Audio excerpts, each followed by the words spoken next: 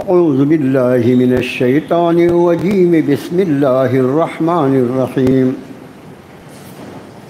یا بنی اسرائیل اذکروا نعمتی التی انعمت علیکم واوفوا بعہدی اوف بعہدکم وإیایا فرہبون وآمنوا بما انزلت مصدقا لما معكم ولا تكونوا اول كافر به ولا تشتروا بآياتي ثمنا قليلا وإياي فاتقون ولا تلبسوا الحق بالباطل وتكتموا الحق وأنتم تعلمون وأقيموا الصلاة وآتوا الزكاة واركعوا مع الراكعين أتأمرون الناس بالبر وتنسون أنفسكم وأنتم تتلون الكتاب أفلا تعقلون واستعينوا بالصبر والصلاة وإنها لكبيرة إلا على الخاشعين الذين يظنون أنهم ملاقو ربهم وأنهم إليه راجعون صدق اللہ العظیم آمنت بما انزل اللہ من کتاب۔ قرآن پاک کے پہلے پارے میں دوسری صورت شریفہ سورۃ البقرہ کا یہ 5واں رکوع ہے جو اس وقت اللہ کی توفیق سے آپ کے سامنے اس گنہگار نے پڑھ کر سنایا۔ یہ 5واں رکوع آیت نمبر 40 سے لے کر آیت نمبر 46 تک 7 آیات بینات پر مشتمل ہے۔ ان آیاتوں کا ترجمہ کچھ اس طرح ہوتا ہے: اے آل یعقوب یا اے بنی اسرائیل، یاد کرو میری نعمت، وہ جو میں نے انعام کیا تم پر، اور تم پورا کرو میرے عہد کو، میں پورا کروں گا تمہارے عہد کو، اور بس مجھ سے ہی ڈرتے رہو، اور ایمان لے آؤ اس پر جو کچھ میں نے نازل کیا، تصدیق کرنے والا اس کی جو کچھ تمہارے پاس ہے، اور تم اس کے سب سے پہلے انکار کرنے والے نہ ہو جاؤ، اور نہ بیچنا میری آیتوں کو حقیر مول میں، اور بس میرا ہی تقوی اختیار کیے رہو، اور نہ خلط ملط کرو حق کو باطل کے ساتھ، اور نہ ہی چھپاؤ حق کو، اور تم جانتے تو ہو، اور قائم کرتے رہو نماز، اور ادا کرتے رہو زکوٰۃ، اور جھک جاؤ رکوع میں رکوع کرنے والوں کے ساتھ۔ کیا تم لوگوں کو بھلائی کا حکم کرتے ہو اور اپنے آپ کو بھول جاتے ہو، اور تم کتاب کی تلاوت بھی کرتے ہو؟ کیا تمہیں سمجھ نہیں ہے؟ اور مدد حاصل کرو صبر سے اور نماز سے، اور بے شک وہ نماز وہ بڑی دشوار گزار ہے، ہاں مگر خشوع کرنے والوں کے لیے نہیں۔ وہ لوگ جو یقین کرتے ہیں کہ انہیں ان کے رب سے ملاقات کرنا ہے، اور یہ کہ وہ اس کی بارگاہ میں لوٹائی جائیں گی۔ یہ 5واں رکوع ہے، اور اس 5ویں رکوع کی تکمیل کے ساتھ الحمدللہ پہلے پارے کا پہلا پاؤ پارا جو ہے وہ اللہ نے مکمل کروا دیا اپنے فضل و کرم سے۔ یہاں سے یہ 5واں رکوع ہے، 14ویں رکوع تک، 14ویں رکوع کی پہلی آیت تک، جو آیت نمبر 123 آتی ہے۔ کل رکوع اس پارے میں 16 رکوع ہیں۔ اب انداز فرمائے کہ 4 رکوع میں جو مضامین بیان کیے گئے وہ آپ کو ذہن میں ابھی 1 منٹ میں انشاءاللہ اس کی تشریح کر دیتا ہوں، یاد دلا دیتا ہوں آپ کو انشاءاللہ۔ اب پھر 5 رکوع سے 14ویں رکوع یعنی 13 رکوع کی تکمیل، اور اس کے بعد ایک آیت اور 14ویں رکوع میں۔ اس پورے مضمون میں آپ کو بنی اسرائیل کا تذکرہ ملے گا۔ اب بنی اسرائیل کون ہے، کیا ہیں؟ اللہ توفیق عطا فرمائے تو انشاءاللہ آگے عرض کرتے ہیں۔ میں نے پچھلے درس میں ایک بات عرض کیا تھا کہ اس رکوع کے مضمون کے بیان کرنے کے پہلے پچھلے رکوع کا ایک اہم مضمون جو وقت کی قلت کی وجہ سے رہ گیا تھا، اور وہ یہ تھا کہ جب حضرت آدم علیہ السلام کی فوقیت اللہ عز و جل نے علم کی بنیاد پر فرشتوں پر واضح فرما دی، تو پھر فرشتوں کو حکم دیا وَإِذْ قُلْنَا لِلْمَلَائِكَةِ اسْجُدُوا لِآدَمَ فَسَجَدُوا إِلَّا إِبْلِيسَ، پھر حضرت حق نے حکم فرمایا فرشتوں کو کہ آدم کو سجدہ کرو۔ حضرت آدم کو سجدہ کیا انہوں نے۔ بعض بیچارے ہمارے یہاں جن کے دل میں کھوٹ ہے، اصل میں یہ دین جو ہے اس کا عقیدہ توحید، عقیدہ رسالت اور عقیدہ آخرت، یہ اتنا شاندار عقیدہ ہے کہ اللہ تعالیٰ جس کو اس کی لذت عطا فرماتے اس کو سمجھ میں آئے کہ اللہ نے ہم کو اس عقیدے سے وابستہ کر کے کتنی بڑی عزت سے نوازا، ہم کو ذلیل ہونے سے بچاتے۔ وہ سجدہ جو تھا حضرت آدم علیہ السلام کو جو فرشتوں سے کروایا گیا تھا وہ سجدہ تعظیمی تھا۔ سجدہ عبادت کو تو سوال ہی نہیں، معاذ اللہ، کوئی سوچ بھی نہیں سکتا، وہ سجدہ تعظیمی تھا۔ اور صرف وہ ایک ہی سجدہ کیا، اور سجدہ کوئی دیکھنا چاہے تو ہم سورہ یوسف میں ان کو ایک اور سجدہ بتا دیتے ہیں کہ جب حضرت یوسف علیہ السلام کے طویل مدت کے بعد ان کے والد اور ان کے بھائیوں سے ملاقات ہوئی تو قرآن نے کہا وَخَرُّوا لَهُ سُجَّدًا، حضرت یوسف کے سامنے ان کے ماں باپ بھی اور ان کے سارے بھائی سجدے میں گر گئے۔ تو مطلب یہ سجدہ کیا تھا؟ سجدہ تعظیمی تھا۔ تو یہ دونوں سجدے جو ہیں سجدہ تعظیمی ہیں، سجدہ عبادت کا سوال ہی نہیں۔ لیکن ہم جس شریعت کے ماننے والے ہیں، کیا اس شریعت مطہرہ میں اس طرح کے کسی سجدے کی گنجائش ہے؟ اس بحث کو جناب رسول اللہ صلی اللہ علیہ وآلہ وسلم نے قیامت تک کے لیے اس کو سیل کر دیا اللہ کے، اس کا دروازہ بند کر دیا۔ جب حضرات صحابہ نے عرض کیا کہ اللہ کے رسول صلی اللہ علیہ وسلم، یہ اجمی لوگ جو ہیں یہ اپنے بادشاہ کو سجدہ کرتے ہیں، ظاہر ہے بادشاہ کو بھی کوئی سجدہ کر، سجدہ عبادت تھوڑی سجدہ تعظیم میں ہوگا، وہ اپنے بادشاہوں کو سجدہ کرتے ہیں، تو ہمارا جی چاہتا ہے کہ آپ تو اللہ کے بعد سب سے زیادہ قابل تعظیم ہیں، اگر ہم آپ کے لیے سجدہ بجا رہے ہیں تو ظاہر ہے صحابہ جس سجدے کی اجازت مانگ رہے ہیں وہی سجدہ تعظیمی ہے جو اجمی اپنے بادشاہوں کو کرتے ہیں، جو سیدنا آدم علیہ السلام کو فرشتوں نے کیا، جو حضرت یوسف علیہ السلام کو ان کے بھائیوں ان کے والدین نے کیا، وہی سجدہ ہے نا۔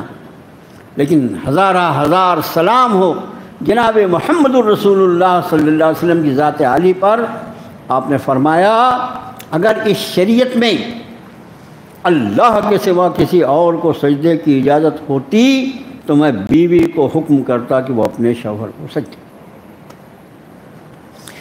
اس روایت کو 20 صحابہ نے نقل کیا ہے۔ کتنے صحابہ نے؟ 20 صحابہ نے۔ جو علم حدیث ہے اس میں اگر کوئی روایت 10 الگ صحابہ سے روایت کر دی جاتی ہے تو اس روایت کو، اس حدیث شریف کو حدیث متواترہ کہا جاتا ہے۔ وہ سب سے زیادہ مضبوط ترین قسم جو حدیث مبارکہ کی ہوتی ہے وہ حدیث متواترہ ہوتا ہے، اس پر عقائد اور ایمان کی اور عبادات کی بنیاد ہوتی ہے ان احادیث متواترہ پر۔ 10 صحابہ اگر کسی روایت کو نقل کر دیں، اس روایت کو 20 صحابہ نے نقل کیا ہے، اس کے بعد بھی کوئی اگر یہ سوچے کہ اس شریعت میں معاذ اللہ کسی ایسی سجدے کی گنجائش ہو سکتی ہے، اس سے زیادہ بے عقلہ کوئی ہو سکتا ہے؟ اب ظاہر ہے کہ اگر جناب رسول اللہ صلی اللہ علیہ وسلم کو سجدہ تعظیمی نہیں کیا جاتا، سجدہ تعظیمی کی آپ بات کرتے ہیں، اس شریعت میں تو فقہا نے یہ کہا کہ سجدہ تو بہت دور کی بات ہے، جس طرح نماز میں قیام کیا جاتا ہے اس طرح کسی کے سامنے الب سے نہیں کھڑے ہو سکتے۔ ہماری قیام کی خاص حیت ہوتی ہے، خاص ہاتھ باندھتے ہیں ہم، اس طرح کسی کے سامنے نہیں کھڑے ہو سکتے۔ جس طرح رکوع کیا جاتا ہے، کسی کو سلام کرنا ہمارے یہاں سلام ہے، معانقہ ہے، یعنی گلے ملنا ہے، دستبوسی ہے، بہت ہمارے اہل اللہ ہیں، اللہ کے نیک بندے ہیں، ان کے ہاتھوں کو آدمی نے بوسہ دے دیا۔ اصل جو ہے وہ سلام اور معانقہ ہے، اس کے سوا کچھ نہیں۔ اگر کسی کو سلام بھی کرنا ہے تو اگر سلام کرتے وقت آدمی ایسا جھک جاتا ہے، ایسا لگے جیسے رکوع میں چلا گیا، تو یہ سلام کرنے کی حیت بھی اس کے لیے حرام قرار دی گئی۔ کوئی دیکھنے والا یہ نہ سمجھے اس کے سامنے رکوع کر رہا ہے کیا۔ یہ ساری عبادات کی جو قسمیں ہیں وہ سب کے سب اللہ کے لیے، فقط اللہ کے لیے، ایک اللہ کے لیے، کسی غیر کے سامنے اس کا کوئی شائبہ بھی نہیں پیش کیا جا سکتا۔ ایسی صاف اور ایسی نتھری ہوئی شریعت جناب محمد الرسول اللہ صلی اللہ علیہ وسلم نے ہمارے حوالے کی۔ تو اس میں سجدہ تعظیمی نام کی کوئی چیز نہیں ہے ہماری شریعت میں، بس صرف سجدہ عبادت ہے۔ اور وَأَنَّ الْمَسَاجِدَ لِلَّهِ فَلَا تَدْعُوا مَعَ اللَّهِ أَحَدًا، سجدے کے سارے حقوق اللہ کے لیے ہیں، اس کے ساتھ ملا کے کسی سے دعا نہیں کی جائے۔ یہ مضمون رہ گیا تھا۔ اب یہ بنی اسرائیل کو دیکھیں۔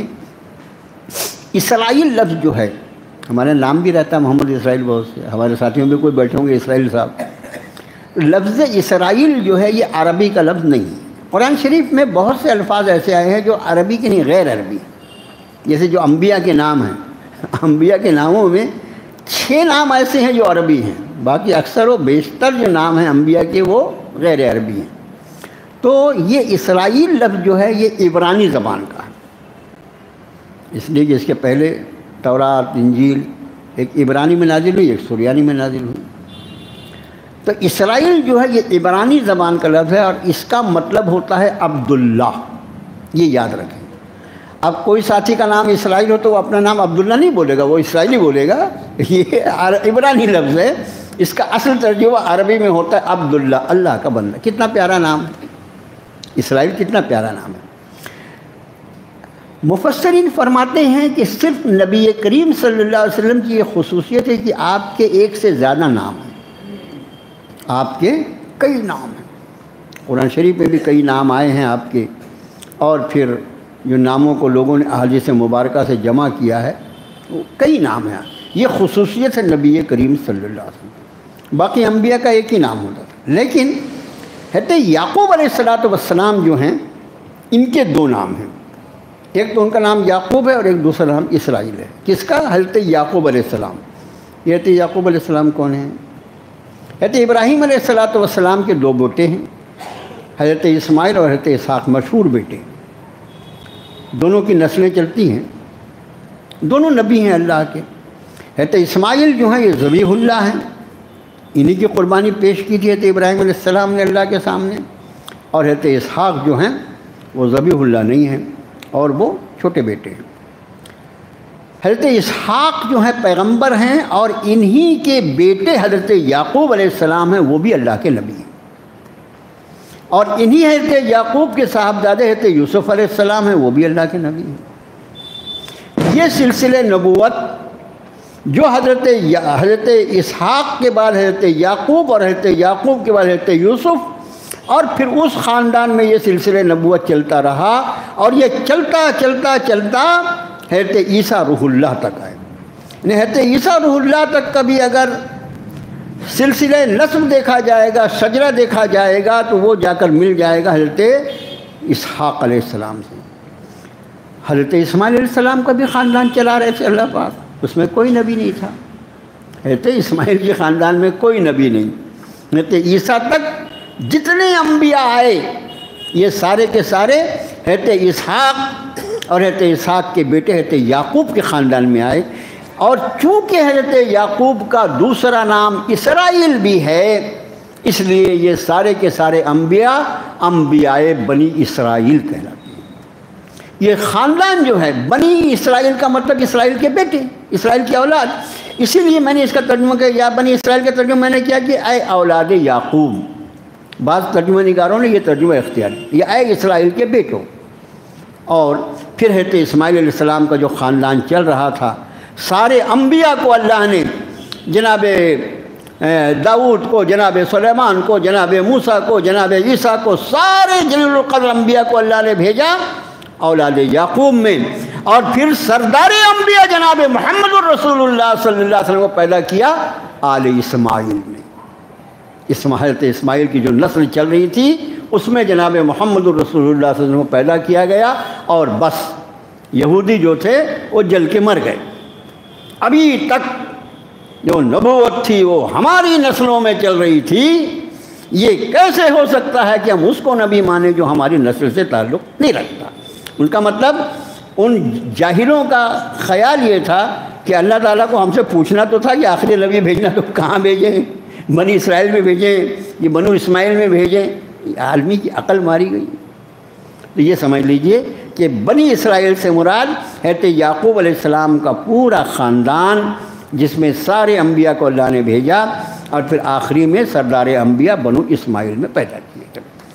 فرمایا یا بنی اسرائیل، اے بنی اسرائیل، اذکروا نعمتی، یاد کرو میری نعمت، التی انعمت علیکم، وہ جو میں نے تم پر نعمت کی، وہ اوفوا بعہدی، اور میرے مجھ سے کیے گئے وعدے کو پورا کرو، اوفوا بعہدکم، میں اپنا وعدہ پورا کروں گا، وایایا فارہبون، اب بس صرف مجھ سے ڈرتے رہنا۔ رہابہ لفظ جو ہے، رہابہ کا مطلب ہوتا ہے ڈرنا۔ ڈرنے کے لیے عربی زبان میں، وہ قرآن شریف میں تو 6 الفاظ ایسے ہیں جس کا ترجمہ ڈرنا ہوتا ہے۔ ہمارے پاس اردو بیچاری، اس کے پاس زیادہ الفاظ، ہم سب کا ترجمہ ڈرنا ڈرتا، خوف یعنی ڈر، تقوی یعنی ڈر، رہبہ یعنی ڈر، حزنہ یعنی ڈر، ہر لفظ کا ڈر ڈر ڈر، اس لیے کہ ڈر کے سوا، اور سب ڈر ڈر کے رہ رہے ہیں پورے، ہر ایک کا ترجمہ ڈر کرتے ہیں۔ حالانکہ اس ڈر میں بھی جو ہوتا ہے، الگ الگ جو الفاظ ہیں اس کے معنی میں زمین آسمان کا فرق ہے۔ تقوی یعنی ڈرنا، لحاظ کرنا۔ کون سا ڈرنا؟ میں آپ سے عرض کروں، ایک بچہ ہے، ایک بچہ جو ہے وہ سانپ سے بھی ڈرتا ہے، شیر سے بھی ڈرتا ہے، چور ڈاکو سے بھی ڈرتا ہے، اپنے ماں باپ سے بھی ڈرتا ہے۔ وہ دونوں ڈرنا ایک جیسا ہوتا ہے کیا؟ ان کا ڈرنا اس لیے کہ وہ نقصان پہنچاتے ہیں، اور ماں باپ کا ڈرنا ان کے احسانات اتنے ہیں، ان کی عظمتیں اتنی ہیں کہ ان کا لحاظ کرنا ضروری ہے۔ آپ سمجھ گئے؟ تو یہ ڈرنا، ڈر ڈر ڈر یہاں پر وہیا فر۔ اب کسی خاندان میں اللہ تعالیٰ نبوت کو رکھی، اس خاندان سے زیادہ عزت کسی اور خاندان کی ہو سکتی ہے؟ اس سے زیادہ معزز کوئی درجہ ہی نہیں ہے میرے بھائیوں۔ انسانوں میں مقام نبوت سے اونچا کوئی مقام ہو نہیں سکتا۔ اللہ تعالیٰ ہزاروں سال تک، وہ تاریخ جو ہے وہ ہزاروں سال پر بکھری ہوئی ہے، اس اتنی طویل مدت میں کسی خاندان کو یہ اعزاز عطا فرما دیں کہ جو نبی پیدا کیا جائے گا، تمہارے خاندان میں پیدا کیا جائے گا، اس خاندان کو اللہ نے کتنی عزت سے نوازا۔ ایک بات۔ دوسرے، عموماً بادشاہی بھی اللہ نے اس میں رکھی، سب کو نہیں بنایا، ہر نبی کو اللہ نے بادشاہ نہیں بنایا، لیکن بادشاہت بھی ان میں رکھی۔ اب مقام نبوت جو ہوتا ہے وہ مقام امامت ہوتا ہے۔ نبی کے علاوہ کوئی اور امام ہو سکتا ہے کیا؟ وہ مقام امامت ہوتا ہے۔ گویا ہزاروں سال تک اللہ نے مقام امامت پر، اے بنی اسرائیل تم کو اللہ نے فائز رکھا۔ یہاں یہ بات عرض کر دوں، یہاں سے جو بنی اسرائیل کی تاریخ شروع ہو رہی ہے، اور جیسا میں نے عرض کیا کہ بہت طویل فاصلہ ہے پورے پارے میں، اس کی وجہ یہ ہے کہ اب یہ قرآن نازل کیا جا رہا ہے، نبوت بنی اسرائیل سے نکال کر ختم نبوت کو بنی اسماعیل میں دے دیا گیا ہے، اور اس کے بعد آخری کتاب نازل فرما دی گئی ہے، خاتم الانبیاء کو مبعوث فرما دیا گیا ہے، اور اب ان کی امت کو اللہ تعالیٰ مقام امامت پر فائز فرمائے گا، اس لیے کہ جو امام الانبیاء ہیں وہی امام الانسانیت ہو سکتے ہیں۔ اب یہ مقام امامت ان کی امت کو اللہ عطا فرمانے والے ہیں، اس لیے اس امت کی ہدایت کے لیے جو کتاب اللہ نے نازل فرمائی، اس میں اس امت کا تذکرہ فرما رہے ہیں تفصیل کے ساتھ، جن کو تم سے پہلے مقام امامت پر رکھا گیا تھا، مگر انہوں نے اپنے مقام کا لحاظ نہیں کیا، اس مقام کے ساتھ غداری کی، اس کے وفادار نہیں رہے، اس کا حق ادا نہیں کیا، اس لیے ان کو معزول کر دیا گیا ہے، ان کو سسپینڈ کر دیا گیا ہے، اور اب تمہارے حوالے امامت کی جا رہی ہے۔ تم ان غلطیوں کو مت دہرانا جن غلطیوں کو اس امت نے بنی اسرائیل نے کیا۔ یہ مضمون ہے پورے قرآن۔ قرآن شریف جو ہے میرے بھائیوں، اس کے مضامین میں ایک دوسرے میں ایسا ربط ہے، اتنا تواتر ہے اس کے اندر، آدمی تھوڑا آنکھ کھول کے اس کو پڑھے۔ تو پہلی بات تو یہ فرمایا کہ میری نعمت کو یاد رکھو اور میرے وعدوں کو پورا کرو۔ کون سا وعدہ؟ رب تعالیٰ نے حضرات انبیاء سے، جو انبیاء سے وعدہ لیا جائے وہ امت سے وعدہ ہوتا ہے، انبیاء سے وعدہ لیا کہ جب بھی تمہارے درمیان کوئی نبی آئے گا تم اس نبی پر ایمان لاؤ گے، اس کی مدد کرو، وہ وعدہ تم نے پورا کرنا ہے۔ لیکن آج یہ ہو رہا ہے کہ تم اس وعدے کے خلاف کر رہے ہو۔ یہ وعدہ میں نے پچھلے انبیاء سے لیا تھا نا کہ جب جب کوئی نبی آئے گا، نیا نبی آئے گا تو تم کو اس پر ایمان لانا پڑے گا۔ اے یہودیو، یہ بنی اسرائیل وہی جن کو ہم یہودی کہتے ہیں، اے یہودیو، اب جب تمہارے نبی کا دور ختم ہوا اور اپنا میں نے نیا نبی بھیجا ہے، اس پر نئی کتاب نازل کی ہے، اس کی اقتدا کرنے میں تم کو کیا پریشانی ہے؟ کیوں انکار کر رہے ہو؟ اور اس کا انکار کر کے تم مسلمان کیسے رہ جاؤ گے؟ تم مومن کیسے رہ جاؤ گے؟ اس لیے کہ سلسلہ نبوت جو ہے وہ سیدنا آدم علیہ السلام سے شروع ہو کر جناب محمد الرسول اللہ صلی اللہ علیہ وسلم پر ختم ہوتا ہے۔ اس پورے سلسلے نبوت میں سے کسی ایک نبی کا بھی کوئی انکار کر دے تو گویا اس نے پورے سلسلے نبوت کا انکار کر دیا، وہ مومن اور مسلمان نہیں رہ سکتا۔ اگلی آیت میں فرمایا وَآمِنُوا بِمَا أَنزَلْتُ، اور ایمان لاؤ اس پر جو کچھ میں نے نازل کیا ہے، مصدقا لما معکم، تصدیق کرنے والا اس کا جو کچھ تمہارے پاس ہے۔ تمہارے پاس جو پہلے کی کتابیں موجود ہیں، جو تمہارے پاس تورات ہے، جو تمہارے پاس انجیل ہے، کیا ہم نے جو نئی کتاب نازل فرمائی کسی مضمون میں تم ٹکراؤ دیکھتے ہو؟ کوئی ایسی چیز ہے جو اس سے ایسا لگتا ہے کہ یہ تمہاری کتاب کی تردید میں آیا ہے؟ نہیں، یہ چونکہ وہ بھی اللہ کا کلام ہے اور یہ بھی اللہ کا کلام ہے، چونکہ ایک ہی اللہ نے ان سب کو نازل فرمایا ہے، اس لیے مصدقا لما بین یدی، جو کچھ تمہارے پاس ہے یہ قرآن ان سارے کے سارے مضامین کی تصدیق کرنے والا ہے۔ تم کو انکار کرنے کی گنجائش اس وقت ہو سکتی تھی جب تمہارے عقائد سے، تمہارے اعمال سے، تمہاری کتاب کے مضامین سے اس نئی نازل شدہ کتاب کا کوئی فرق ہوتا، کوئی ٹکراؤ ہوتا، کوئی تردید ہوتی، تو تمہیں ہو سکتا تھا کہ بھئی یہ تو تردید کر رہی ہے، ہم اس کتاب کو کیسے مانیں؟ لیکن یہ تو وہ کتاب ہے جس کے لیے مصدقا لما معکم، جو تمہارے پاس ہے اس کی تصدیق کرنے والی کتاب ہے۔ ولا تکونوا اول کافر بہ، اس کے پہلا انکار کرنے والے نہ بنو۔ میرے بھائیو، یہ پہلا انکار جو ہے اس کی تشریح میں عجیب واقعات۔ یہ یہودی جو تھے، مدنی صورت ہے، اس کے پہلے سب کچھ عرض کیا جا چکا ہے آپ کے سامنے۔ یہودی، بعض یہودی ایسے تھے کہ جن یہود نے اسلام قبول کر لیا تھا ان کو تلقین کرتے تھے، بہت اچھا کیا تم نے اسلام قبول کر لیا، اسی پہ قائم رہنا، اس سے ہٹنا نہیں۔ وہ تو ٹھیک ہے لیکن تو کیوں نہیں اسلام قبول کرتا؟ اپنے رشتہ دار کو بول رہا ہے تو قبول کر لے۔ ایسے ہم کسی نمازی کو بولیں نماز پڑھتے ہو، بہت اچھا کرتے ہو، نماز پڑھتے رہنا، ارے مت تو کیوں نہیں پڑھتا بھائی، تو بھی تو پڑھ۔ ایسے بھی تھے اس میں۔ تو فرمایا کہ ولا تکونوا اول کافر بہ، اس کے پہلے انکاری نہ ہو جاؤ۔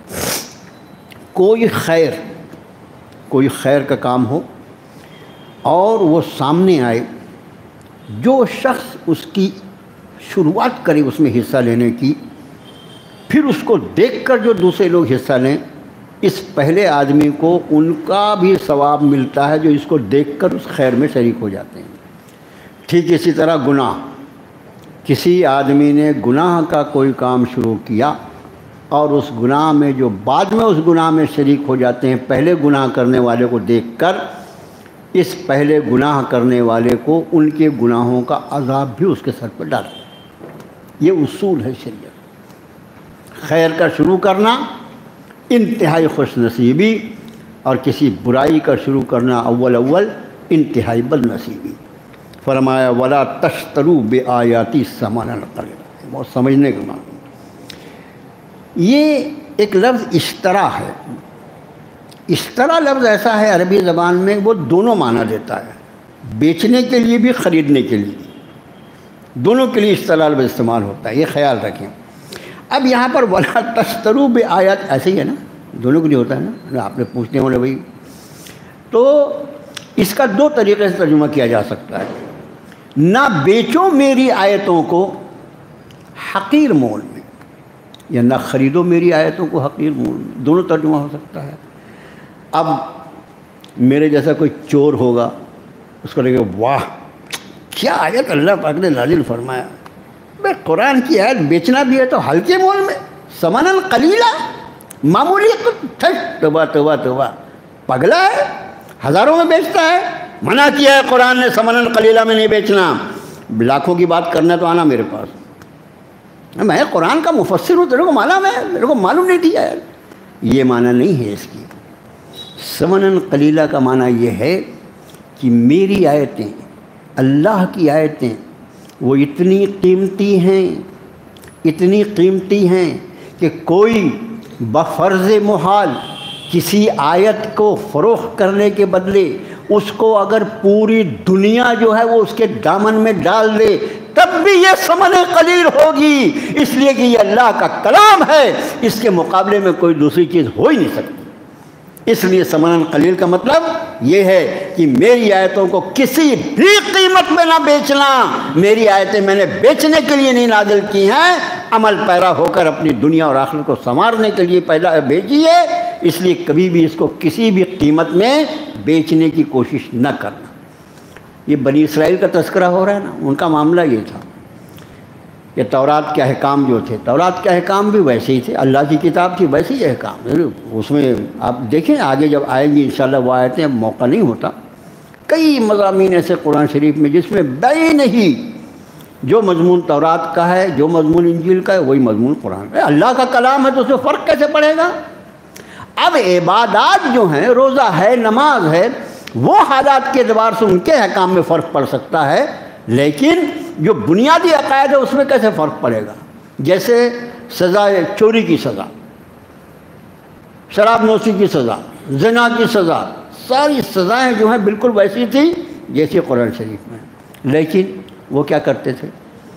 علماء جب بگڑتے ہیں تو قوم بگڑتی ہے۔ علماء یہ کرتے تھے کہ کسی بڑے آدمی نے اگر جرم کیا تو اس کے جرم کو پیسے لے کر، ڈھبو لے کر اس کے جرم کو ہلکا کر دیتے تھے۔ کسی غریب آدمی سے وہی جرم ہو جائے تو پھر اس کو یہ تو کتاب میں دیکھو یہ لکھا ہوا ہے، گویا سارے احکام جو ہے وہ غریبوں کے لیے ہیں، اور بڑا آدمی جو ہے وہ پیسے کی اس میں چھپ جائے۔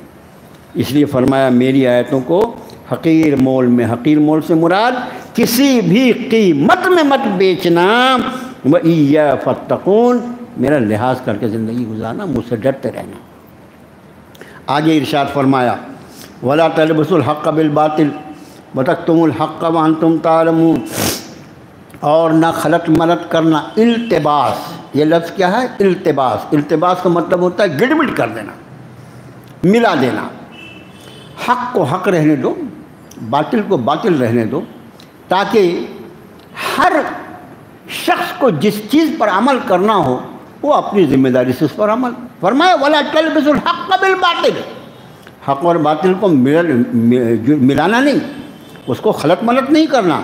وَتَكْتُمُوا الْحَقَّ، لفظی ترجمہ کیا ہوگا؟ اور تم چھپاؤ حق کو، لیکن وہ لا جو ہے نا، پہلے لا تلبسو، وہ لا کا ترجمہ یہاں بھی کرنا پڑتا ہے، وہ قاعدہ ہے عربی زبان کا، نہ حق اور باطل کو ملانا اور نہ ہی حق کو کبھی چھپانا، وانتم تعلمون، تم جانتے تو۔ میرے بھائیو، حق اور باطل کے تلبیس جو ہے اس میں گڑمڑ کرنا، یہ کام انتہائی بہت بڑا جرم، بہت بڑا جرم، شریعت مطہرہ میں اس کی کوئی گنجائش نہیں، کوئی گنجائش نہیں۔ اور اس جرم میں اللہ مجھے معاف فرمائے، یہ بنی اسرائیل پوری طرح ملوث تھے۔ ابھی کس کی تاریخ چل رہی ہے بڑی، اور یہ میں نے اس شروع میں عرض کیا کہ یہ سارے احکام اللہ تعالیٰ اس لیے بیان فرما رہے ہیں کہ ان ظالموں نے یہ اور یہ اور یہ کیا ہے، تم اس جرم کو مت کرنا، ورنہ انہی جرائم کی وجہ سے میں نے ان کی حکال پٹی کی ہے، تمہارا میرا کوئی رشتہ نہیں ہے، اللہ تعالیٰ کا اور تمہارا کوئی رشتہ نہیں ہے۔ اگر تم بھی وہی شکل اختیار کرو گے تو پھر یاد رکھنا تمہارا بھی وہی میں نے حال بنے گا جو بنی اسرائیل کا بنا۔ آگے فرما باقیموا الصلاۃ وآتوا الزکاۃ وارکعوا مع الراکعین۔ نماز قائم کرو، زکوٰۃ ادا کرتے رہو، ورکعوا، اور جھک جاؤ جھک جانے والوں کے ساتھ، یا رکوع کرو رکوع کرنے والوں کے ساتھ۔ یہاں پر یہ واضح ہو گیا کہ اقیموا الصلاۃ آتوا الزکوٰۃ فرمایا، یعنی ان کے یہاں بھی نماز تھی، ان کے یہاں بھی زکوٰۃ تھی۔ نماز پڑھتے کوئی یہودی دکھتا ہے کیا تم کو؟ کبھی دیکھا؟ نماز جیسی بھی نماز ہوگی، زکوٰۃ کا جو بھی نصاب ہوگا، جو وہ ہمیں نہیں معلوم، اور اس کے معلوم کرنے کی ضرورت کیا ہے؟ ہم تو الحمدللہ مسلمان ہیں نا۔ میں نے اس کے پہلے کئی مرتبہ کہا، انشاءاللہ مرتے دم تک غیر ضروری مسائل میں اور غیر ضروری چیز میں اپنا وقت مت ضائع کرو، اپنی عقل مت لگاؤ۔ حضرت ان کی نماز کیسے ہوتی تھی، کون کون سے ٹائم پڑھتے تھے، ان کا رکوع سجدہ کیسے ہوتا تھا، ان کی پاکی ناپاکی کیسے، اپنی پاکی ناپاکی معلوم کرنا، اپنے کپڑے کو پاک رکھ، ان کی پاکی ناپاکی سے کیا لینا دینا، غیر ضروری چیزیں، اپنی ضرورت کی چیزیں معلوم کرو، اس پر عمل کرو۔ تو ان کے یہاں نماز اور زکوٰۃ تھی، ورکعوا مع الراکعین، اس میں ایک یعنی معلوماتی بات رکھو، اور جھک جاؤ، ترجمہ کرنا جھک جاؤ نماز میں جھک جانے والوں کے ساتھ۔ اس کا معنی یہ کہ نماز باجماعت، اکیلے میں کہاں جھکنے والے، اکیلے میں کسی کے ساتھ جھکتا ہے آدمی؟ اس کا معنی یہ کہ نماز باجماعت کا بھی ان کا حکم تھا، مگر یہ حکم اب ان کو لیا جا رہا ہے ورکعوا مع الراکعین۔ اب یہ حکم دیا جا رہا ہے اس لیے کہ جناب محمد الرسول اللہ صلی اللہ علیہ وسلم کو جو نماز عطا فرمائی گئی ہے، اس نماز کی خصوصیت یہ ہے کہ اس امت کے پہلے جن امتوں کو نمازیں دی گئی تھی، ان کے یہاں قیام تھا اور سجدہ تھا، رکوع اس کے پہلے کسی امت کو کرنا آتا ہی نہیں تھا۔ رکوع ہماری خصوصیت ہے، رکوع ہماری خصوصیت ہے الحمدللہ۔ یہ عبادت کا وہ حصہ ہے، سجدہ سب کے یہاں تھا، سجدہ سب کے یہاں تھا، قیام بھی تھا، لیکن رکوع کسی کے یہاں نہیں تھا، اس لیے ان کو کہا جا رہا ہے۔ اب انہوں نے کہا عجیب عجیب، یہ کون سی نماز پڑھ رہے ہیں؟ ہم نے اور ہمارے باپ دادا نے، ارے 1000 سال 2000 سال سے ہم جانتے بابا کوئی ایسا نہیں جھکتا، ایسا کیسے جھک رہے ہیں؟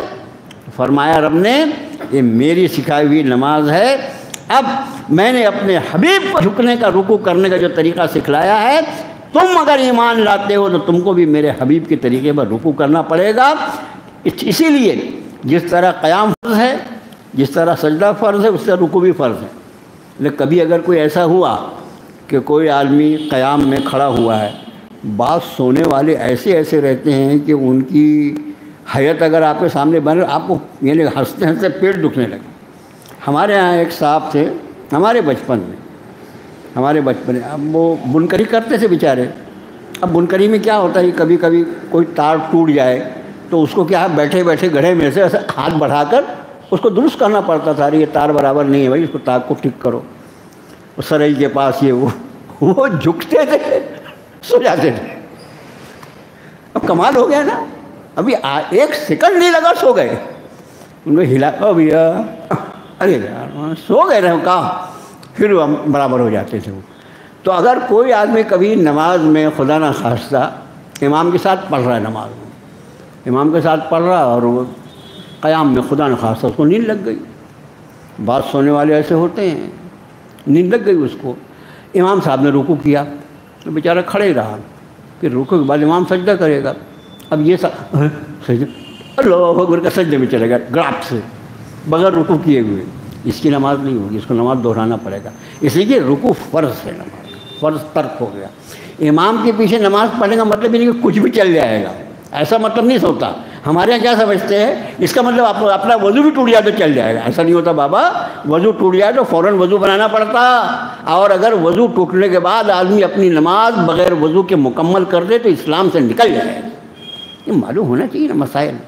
تو بات اس پر آئی کہ یہ رکوع جو ہے یہ ہمارے دین کی الحمدللہ ایک خصوصیت ہے جو ہم سے پہلے اللہ نے کسی امت کو عطا نہیں فرمائی تھی، یہ خاص کر بھی فرمایا اتأمرون الناس بالبر وتنسون انفسکم وانتم تتلون الکتاب افلا تعقلون، تم لوگوں کو بھلائی کا حکم کرتے ہو، کرنا بھی چاہیے لوگوں کو بھلائی کا حکم، تو فرمایا کیا تم لوگوں کو بھلائی کا حکم کرتے ہو، وتنسون انفسکم، اپنے آپ کو بھول جاتے ہو، وانتم تتلون الکتاب، جبکہ تم کتاب کی تلاوت بھی کرتے ہو، افلا تعقلون، تم عقل بھیجا نہیں ہے کیا، سمجھتے نہیں بات۔ یہ ہے وہ بھیانک غلطی جو بنی اسرائیل میں تھی، اور اللہ معاف فرمائے۔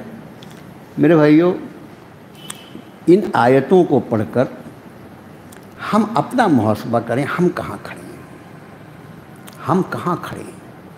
اسی کے لیے قرآن ہے نا، یہ آئینہ ہے، آئینے کے سامنے کھڑے ہو کر ہم دیکھیں ہم کہاں کھڑے ہوئے ہیں۔ فرمایا لوگوں کو بھلائی کا حکم کرتے ہو، کوئی چیز جو بھلی، پہلی بات تو بھلائی کا حکم کرنا اور برائیوں سے روکنا، یہ اس امت مسلمہ کا وصف ہے اور یہ فرض کفایہ ہے۔ قرآن نے فرمایا کنتم خیر امت اخرجت للناس تأمرون بالمعروف وتنہون عن المنکر وتؤمنون باللہ، سورہ آل عمران کی آیت ہے کہ تم وہ بہترین جماعت ہو جس کو اللہ نے لوگوں کے لیے کھڑا کیا ہے، انسانوں کے لیے کھڑا کیا ہے، اور تم کیا کرتے ہو؟ تم لوگوں کو بھلائی کا حکم کرتے ہو، تأمرون بالمعروف وتنہون عن المنکر، اور تم برائیوں سے لوگوں کو منع کرتے۔ اب ظاہر ہے کہ یہ جماعت، یہ اہل ایمان کی یہ جماعت جو لوگوں کو بھلائی کا حکم کرے گی، یا کیا وہ خود اس بھلائی سے رکی رہے گی؟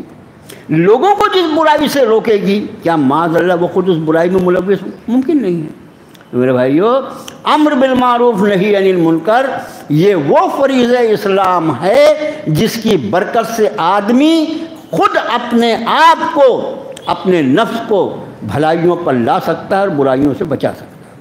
یہ وہ فریضہ اس امت کے لیے فرض کفایہ ہے۔ وہ اب یہاں پر رب نے فرمایا تم لوگوں کو تو بھلائی کا حکم کرتے ہو، تنسون انفسکم، اپنے آپ کو بھول جاتے ہو۔ اس کا مطلب جو بھلائی کا وہ حکم کرتے تھے لوگوں کو، وہ خود نہیں کرتے تھے۔ بہت بڑا جرم ہے یہ، بہت بڑا جرم ہے۔ اس میں ایک تھوڑی سی تفصیل ہے، وہ آپ تفصیل یا سمجھ لیں، ورنہ کیا ہے کہ کچھ کا کچھ ہی مضمون ہو جائے۔ ایک آدمی غریب ہے، بیچارے پاس مال نہیں ہے۔ اب ظاہر ہے مال نہیں ہے تو اس پر نہ زکوٰۃ فرض ہے نہ حج فرض ہے۔ اب وہ بیٹھ کر یہاں تقریر کر رہا ہے، دیکھو زکوٰۃ اللہ نے فرض فرمائی ہے، اس کا انکار کفر ہے، اس کو فلاں فلاں مد میں دیا جا سکتا ہے، اس کے سوا کسی کو زکوٰۃ نہیں دی، وغیرہ وغیرہ۔ حج کا موقع آیا، اس نے حج کی فضیلت بیان کی۔ ارے حج فرض ہونے کے بعد اگر آدمی تاخیر کرے تو اس کا ڈر ہے کہ کہیں ایسا نہ ہو کہ اس کا خاتمہ ایمان پر نہ ہو۔ بہت بھیانک حدیث شریف ہے کہ وہ یہودی ہو کے مرے یا نصرانی ہو کے مرے۔ بھائی وہ حج، اب کوئی کھڑا ہو، ارے مولانا پہلے خود تو حج کر لو، بڑے حج کر رہے، یہ کسی کو بولنے کا حق نہیں، اس لیے کہ اللہ نے اس کو استطاعت ہی نہیں دی ہے۔ تو ایسی بھلائیاں جو صاحب اس کی دعوت دے رہے ہیں، اگر خود ان پر فرض نہیں ہوتی وہ، تو ان کو حق ہے کہ وہ دوسروں کو اس کو تلقین کریں۔ لیکن اگر خود ان پر فرض ہے اور وہ دوسروں کو اس کی تلقین کریں، میں آپ سے سیدھی بات کرتا ہوں، بات میں اثر ہی نہیں رہے گا، کوئی بات میں اثر۔ میرے بھائیو، جس نیکی پر اللہ تعالی ہم کو عمل کی توفیق عطا فرماتے ہیں، پھر اس نیکی کی اگر لوگوں کو دعوت دی جائے تو اللہ تعالی ہماری بات میں تاثیر پیدا فرماتے ہیں۔ یہی مضمون ہے کہ تو سورہ صف میں رب تعالیٰ نے بیان فرمایا، یا ایھا الذین آمنوا لم تقولون ما لا تفعلون، اے ایمان والو ایسی بات کیوں کہتے ہو جس پر تم عمل نہیں کرتے؟ کبر مقتا عند اللہ ان تقولوا ما لا تفعلون، اللہ کے نزدیک انتہائی ناپسندیدہ ہے یہ چیز کہ کوئی ایسی بات کہے جس پر خود عمل پیرا نہیں۔ تو جس چیز کو ہم بھلائی کہہ رہے ہیں، اگر واقعی وہ بھلائی ہے تو ظاہر ہے سب سے پہلے ہم کو عمل پیرا ہونا چاہیے۔ ہمارا نفس جو ہے، ہمارا جسم جو ہے، ہم تو اس کو الحمدللہ اس پر ہمارا کنٹرول ہے نا، ہمارا اس پر کنٹرول ہے، جبکہ سامنے والے کے کسی کے اوپر ہمارا کنٹرول نہیں ہے۔ سامنے والے کو ہم صرف کہہ سکتے ہیں اور اپنے آپ کو اس کے عمل پر ہم اکسا سکتے ہیں، مجبور کر سکتے ہیں۔ تو جب کسی خیر کو تم نے خیر سمجھا تو اس خیر پہ تم خود عمل پیرا کیوں نہیں ہوئے؟ اور جب تم خود عمل پیرا نہیں ہو تو تمہاری بات کا اثر دوسروں پر کیسے پڑے؟ اس لیے فرمایا کہ کیا بات ہے یہ کہ تم لوگوں کو بھلائی کا حکم کرتے ہو، خود اپنے آپ کو بھول جاتے ہو۔ وانتم تتلون الکتاب، کتاب کی تلاوت کرتے ہو۔ کتاب کی تلاوت کرنے کے بعد تو آدمی کو اتنا ہلکا نہیں ہونا چاہیے، کتاب کی تلاوت کے بعد تو کتاب کے مضامین اس کے سمجھ میں آ جانا چاہیے کہ میں جو بات کہوں اس پر میں نے خود بھی عمل پیرا ہونا چاہیے۔ واستعینوا بالصبر والصلاۃ، اور استعانت لو، مدد لو صبر سے اور نماز سے۔ حالات، یہ دنیا ہے نا، یہاں پر حالات تلک ایام نداولها بین الناس، ایام گزریں گے تو اس کے ساتھ کبھی خوشی ہوگی، کبھی غمی ہوگی، کبھی تکلیف ہوگی، کبھی آرام ہوگا، کبھی سختی ہوگی، کبھی نرمی ہوگی۔ دنیا اسی کو کہا جاتا ہے۔ وہ جو زندگی تم یہاں چاہتے ہو نا، بالکل میں جو چاہوں ایسی زندگی، وہ جنت کی زندگی ہے۔ اس جنت کو حاصل کرنے کے لیے یہاں محنت کرنا پڑے گا۔ فرمایا جب کبھی کوئی پریشانی، کوئی مشکل ہو تو وَاسْتَعِینُوا بِالصَّبْرِ، صبر سے مدد لو، مانگو نہیں۔ ایک صاحب، اس کا ترجمہ کسی نے کہا استعینوا یعنی مانگو، پھر وہ کھڑا ہوا یہ بولتا ہے غیر اللہ سے مدد نہیں مانگنا، قرآن شریف میں تو لکھا ہوا ہے صبر سے مدد مانگو۔ اگر صبر سے مانگ سکتے تو بابا سے بھی نہیں مانگو۔ بابا ایسے غصے میں اس کے بھیجے میں یہ کہیں سے بھی بابا سے مانگنا نہیں چاہتے، یعنی ایسے سڑا ہوا ذہن جس کو اللہ کی توحید اور اس کی عظمت کا استحضار نہ۔ استعینوا کا مطلب ہوتا ہے مدد لو، صبر سے اور نماز سے۔ صبر پہلی چیز، جو حالات آئے وہ اللہ کی طرف سے آئے۔ کون اپنے آپ کو پریشان کرنا چاہتا ہے؟ لیکن کوئی اس دنیا میں بغیر پریشان ہوئے رہ بھی نہیں سکتا۔ دونوں باتیں یاد رکھیں، کوئی پریشان نہیں ہونا چاہتا، کوئی تکلیف اپنے اوپر برداشت نہیں کرنا چاہتا، لیکن کوئی متنفس ایسا نہیں ہے جس پر تکلیف نہ ہو۔ حضرات انبیاء کو اللہ نے سب سے زیادہ آزمایا ہے، سب سے زیادہ حالات حضرات انبیاء پر آئے۔ موقع نہیں، نبی کریم صلی اللہ علیہ وسلم کے بیٹوں اور بیٹیوں کی وفات جب ہوئی، اولاد کی وفات کیا ہوتی ہے؟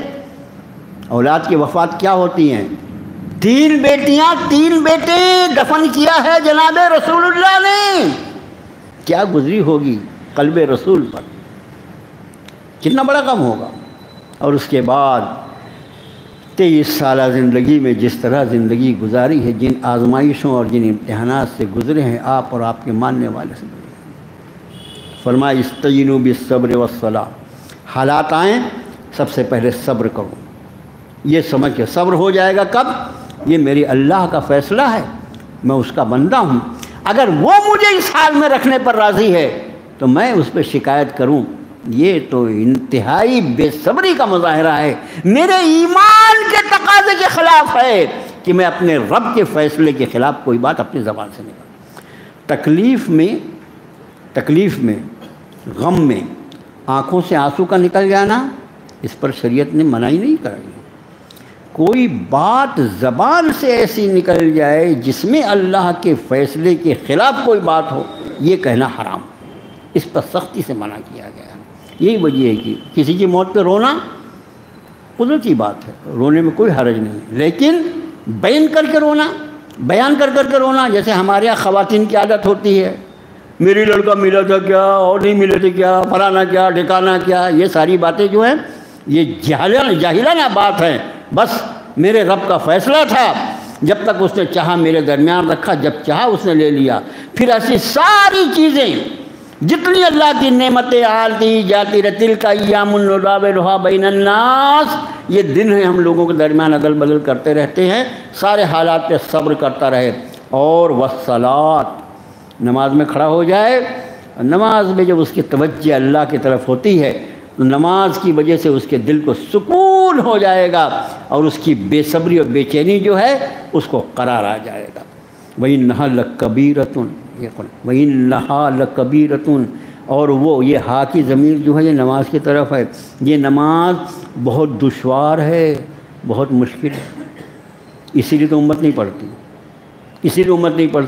وَإِنَّهَا لَكَبِيرَةٌ، بے شک وہ بڑی دشوار گزار ہے، إِلَّا عَلَى الْخَاشِعِينَ، مگر اللہ کے سامنے جھک جانے والوں کے لیے کچھ مشکل نہیں ہے۔ اللہ کے ساتھ جو لوگ اللہ کی بارگاہ میں جھکنے والے ہیں ان کے اوپر کوئی مشکل نہیں۔ 5 نمازیں نہیں، وہ تو 5 نمازوں کو اس کے وقت پر ادا کرنے کے ساتھ ساتھ ان کی زندگی میں اشراق بھی ہوتی ہے، چشم بھی ہوتی ہے، وبین بھی ہوتی ہے، تہجد بھی ہوتی ہے، نوافل بھی ہوتی ہیں، صلاۃ الطوع ہوتی ہے، صلاۃ الحاجت ہوتی ہے۔ جب موقع ہے، جب وہ اللہ کی بارگاہ میں کھڑے ہو جانے والے، نماز تو ان کے دل کا قرار ہوتی ہے، کن کے؟ جن کے دل میں خشوع۔ اس کا معنی رب نے فرمایا وہ بہت بھاری ہے مگر ان پر نہیں جن کے دل جھکے ہوئے ہیں اللہ کے سامنے۔ جن لوگوں کو نماز پڑھنا بہت بھاری ہو رہا ہے وہ سنیں اس آیت شریفہ کی روشنی میں، وہ اپنے دل کی کیفیت کو دیکھیں، ان کا دل اللہ کی بارگاہ میں جھکا ہوا نہیں ہے۔ جھکا ہوا جس کا دل ہوتا ہے اس کو اپنے سر کو اللہ کے آگے جھکانے میں کوئی پریشانی نہیں ہوتی، بلکہ ایک ایسی لذت ملتی ہے کہ اس کو نماز کے بغیر اس کو چین نہیں آتا۔ الذین یظنون انہم ملاقو ربہم وانہم الیہ راجعون، یہ وہ لوگ ہیں جن کا یقین ہے کہ ان کی ملاقات ان کے رب سے ہونے والی ہے اور یہ کہ وہ اسی کی طرف لوٹ کر جانے والے ہیں۔ اور وہاں پر ایمان کے بعد سب سے پہلا سوال جب نماز کے بارے میں ہونے والا ہے تو جس کو اللہ سے ملاقات کا، آخرت کا، اللہ کی بارگاہ میں حاضری کا جتنا سچا اور جتنا پکا یقین ہوگا اس پر نماز اتنی آسان۔ اللہ سے دعا ہے کہ اللہ ہمیں آپ کو، ہماری نسلوں کو نماز کا اور احکام قرآن کا پابند بنائے۔ اللہ اپنا فضل فرمائے، اپنا کرم فرمائے، پورے امت مسلمہ کے حالات پر اللہ رحم فرمائے، ہمارے حالات کو اللہ سدھار دے، ہمارے بگاڑ کو اللہ درست فرما دے، ہمارے اعضاء، ہمارے جوارے، ہماری سوچ، ہمارے قلوب، ہمارے اذہان، سب کچھ اللہ تیرے قبضے قدرت میں ہے۔ اے اللہ ان سب کو اپنی رضا میں لگا لے مولا۔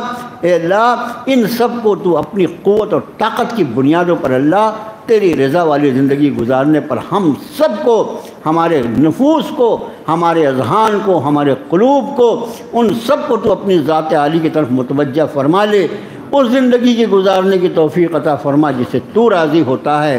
اے اللہ اپنی ناراضگیوں سے ہماری حفاظت فرما، ہمارے بیماروں کو شفا عطا فرما، ہمارے مرحومین کی مغفرت فرما۔ اے اللہ جو لوگ روزی سے پریشان ہیں ان کی روزی میں وسعت عطا فرما، ان کو ان اللہ یرزق من یشاء بغیر حساب والی روزی عطا فرما۔ اے اللہ دنیا بھی تیری، آخرت بھی تیری، ہم گنہگار بندے بھی تو تیرے ہی ہیں مولا۔ اے اللہ ہم پر نگاہ کرم فرما دے، اے اللہ ہم پر ایک مرتبہ نگاہ کرم فرما دے۔ وصلی اللہ تعالی علی خیر خلقہ محمد و آلہ و صحبہ۔